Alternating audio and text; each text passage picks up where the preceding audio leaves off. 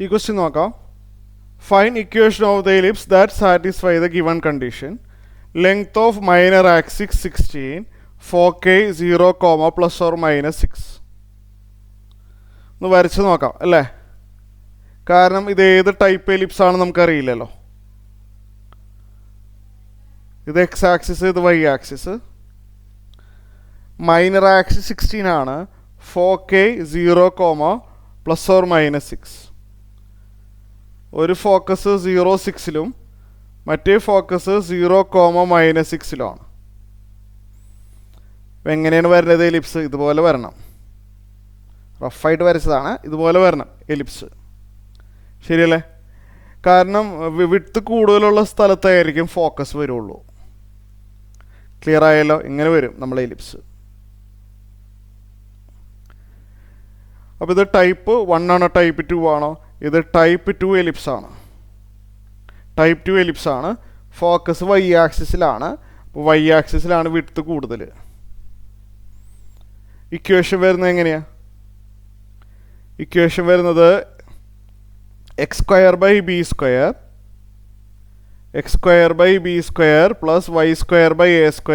1 ആണ്.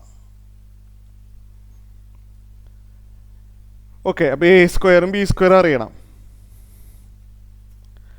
Minor axis 16 ആണ്.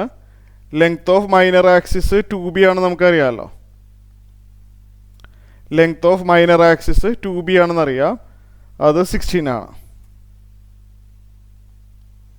അപ്പോൾ b = 8 വരും, ഓർ b² = 64 വരും. ഓക്കെ, ഇനി നമുക്ക് a² അറിയില്ല. Foci 0, ±c.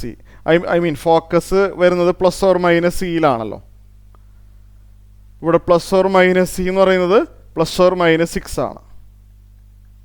ഫോക്കൈ വരുന്നത് +or-c-യിലാണ്, അത് +or-6 എന്നാണ് തന്നിട്ടുള്ളത്. c = 6 എന്ന് കിട്ടി. c കാണാനുള്ള ഫോർമുല √a² - b² ആണ്, അത് 6 ആണ്.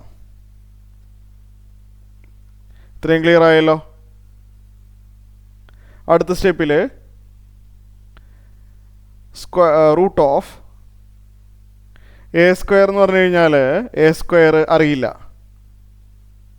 b² എത്രയാണ്? b² 64. റൈറ്റ് സൈഡ് 6 ആണ്. സ്ക്വയർ ചെയ്ത് കഴിഞ്ഞാൽ a² - 64 = റൈറ്റ് സൈഡ് 36 കിട്ടും. അറേഞ്ച് ചെയ്യുകയാണെന്നുണ്ടെങ്കിൽ a² = 36 + 64 100 വരും.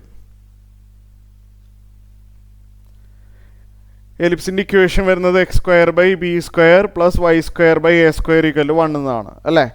ടൈപ്പ് 2 ആണിത്. x² b² + y² a² = 1 ആണ് എലിപ്സ്.